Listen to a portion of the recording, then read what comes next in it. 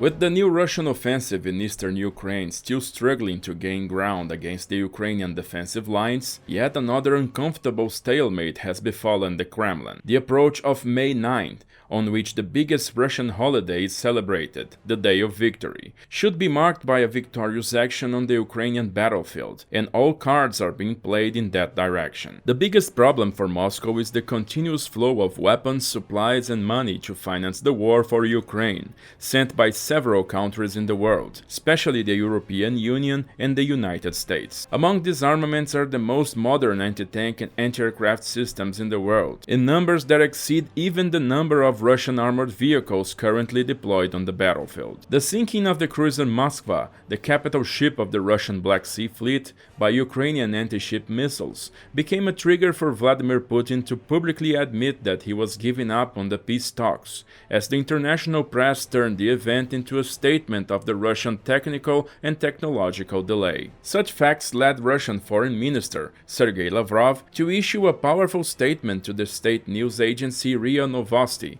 attesting that NATO is carrying out proxy warfare through Ukraine, and that such situation cannot continue. Lavrov said that Russia wants to avoid nuclear war, but that such a possibility is very real. This is our position, on which everything is based, and the risks are now considerable. I wouldn't want to raise these risks artificially, but many want to. The danger is very serious, it is real, and we cannot underestimate it. With such a declaration, once again the possibility of a direct war between Russia and NATO resurfaces. Giving the use of nuclear weapons in Ukraine would not only break international treaties, but could very easily lead to direct or collateral damage against signatory countries of the Western military alliance. So, what forces do Russia and NATO have for a direct confrontation in 2022 in Eastern Europe? Carrying out such a complete and accurate survey of such vast and varied sources is a very complex task carried out by a few institutes around the world, and here we will take into account the one presented by the Stockholm International Peace Research Institute in 2021. Starting with the total military numbers compared between the 30 member states of the North Atlantic Treaty Organization and the Russian Federation, we currently have 5,405,700 in NATO against 1,350,000 in Russia. These totals can be split between active duty soldiers, reserve forces and paramilitary units,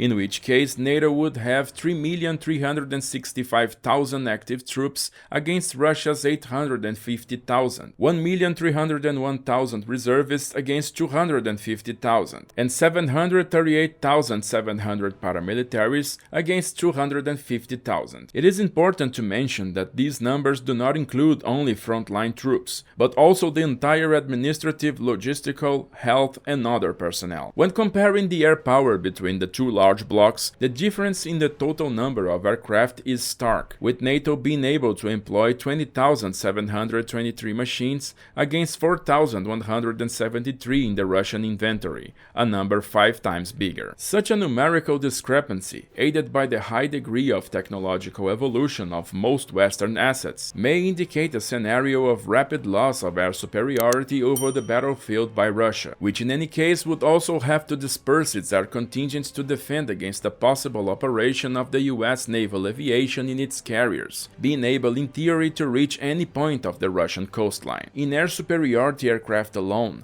between fighters and interceptors, NATO has 3,527 against Russia's 772, which puts Moscow in a gloomy perspective for the first moments of an eventual confrontation, as the broad numerical advantage of the adversary can quickly impose itself. Then we have a more balanced clash, although still advantageous for the West. There are 1,048 NATO ground attack aircraft against 739 from Russia. These aircraft perform battlefield interdiction and can operate more freely in a context of air superiority or supremacy, acting with greater priority against enemy armored and logistic columns. Then we have 1,543 Western transport aircraft against 445 Russian ones, 1,014 reconnaissance aircraft versus 132, 2022, 678 air tankers compared to just 20 Russians, showing that NATO has a much greater capacity to carry out strategic air operations. 1,359 combat helicopters against 544, and 8,445 general-purpose helicopters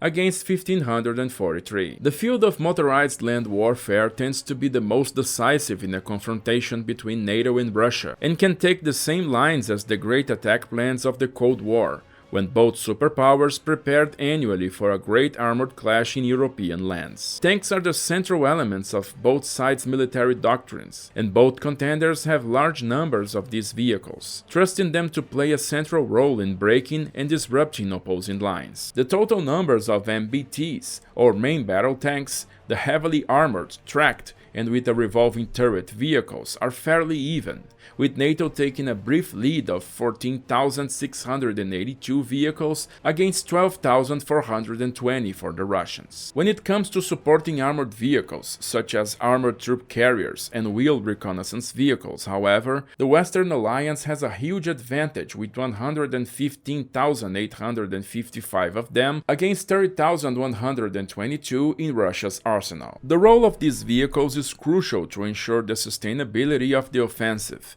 as the tanks must not act alone, under penalty of becoming easy targets for the enemy. In terms of artillery, however, we see a rare numerical advantage for Russia, contrary to the general rule of this comparison. In terms of self-propelled artillery, NATO can field 4,040 pieces, against the 6,574 units today in the Russian inventory. The numbers of towed-field artillery pieces are similar, although they show an even greater advantage for Moscow, with NATO numbering a total of 5,495 units, in view of the 7,571 held by Russia. In the framework of self-propelled rocket launchers, used both for saturation of the battlefield and for attacking targets with precision, NATO countries can put together a total of 2,803 vehicles, compared to the 3,391 systems in Russia's arsenal. War at sea, however, tells another story. With Russia having one of the longest coastlines in the world, with ports on the Black Sea, Baltic Sea, Arctic, and Pacific Oceans, the Russian fleet is quite numerous, fulfilling both coastal water denial and power projection tasks in the oceanic sector. Having such a gigantic territory, which integrates two continents, however, it's also a complicating factor for the Russian Navy, since its resources can never be concentrated in a single theater of operations, and not even in the same hemisphere. Although the US Navy also operates in the same characteristics, the navies of its European NATO partners primarily operate in their continental theater of operations, and can easily be pulled together to form a large battle fleet. To top it off, the total number of Western warships is vastly higher, with NATO numbering 2,049 warships, while the Russians have a relatively small number of 605 warships, many of them remnants of the Soviet Union. Starting with the key elements of maritime power, the aircraft carriers, the Western military alliance has an incredible 17 vessels, in view of a single and outdated aircraft carrier in the Russian inventory, the Admiral Kuznetsov. The difference is stark in the number of destroyers, the largest combat ships in the world, with the exception of aircraft carriers and the dwindling class of cruisers. Destroyers escort aircraft carriers and have a wide range of weaponry to defend the fleet against submarines and aircraft. NATO has 112 of these versus just 15 for the Russian Navy. Similar numbers can be checked when comparing frigates, which are naval assets to escort merchant ships or amphibious landing forces. With 135 vessels, NATO would have only 11 Russian frigates against it. Moscow has the advantage only in the number of corvettes, which are the largest means of naval patrol in existence, with NATO being able to muster 56 warships against the 86 that Russia can count. NATO's numerical advantage remains in the field of patrol boats, with 298 Western units against 59 Russians, and also in the number of minesweepers, with 153 NATO warships against 49 in the Russian arsenal. In the last and important naval field of submarines, which includes attack models and launching platforms for ballistic missiles, the West manages to add twice as many assets, with 144 boats compared to the 70 vessels in the Russian Navy. Finally, it is necessary to take a look in the most fearsome of all assets, whose mere prospect of use provokes the most primordial fears and the opening of unimaginable possibilities, which in general revolve around the extinction of civilization,